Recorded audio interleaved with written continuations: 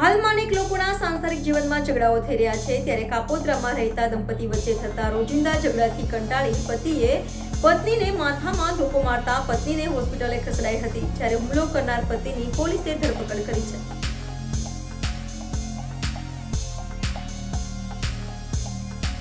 છેલ્લા ઘણા સમયથી લોકોમાં પારિવારિક ઝઘડાઓ વધી રહ્યા છે,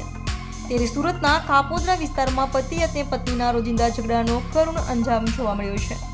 કાપોદ્રા પોલીસ મથકની હદમાં પતિ દ્વારા પત્નીને માથાના ભાગે ધોકા મારી હત્યા કરવાની કોશિશ કરી હતી.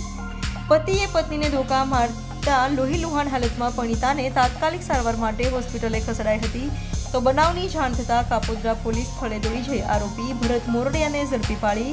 સળિયા પાછળ ધકેલી દીધો હતો.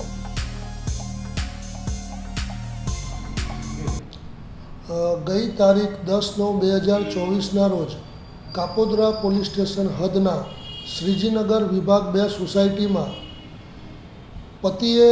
પત્નીને કપડાં ધોવાના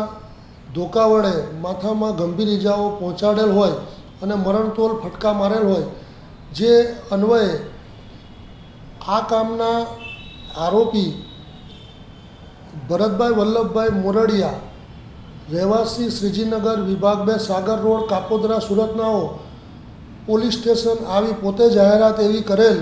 કે મારી પત્ની સાથે મારે અવારનવાર ઝઘડો થતો હોય અને એ મને માનસિક ત્રાસ આપતી હોય અને મારા બાળકોને પણ પરેશાન કરતી હોય.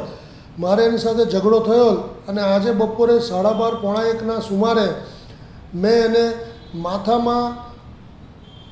ધોકાના ફટકા મારેલ છે અને એ બેભાન હાલતમાં ઘરમાં પડેલ છે તેવી હકીકત જાણ કરેલ, જે અનુસંધાને કાપોદ્રા પોલીસ સ્ટેશને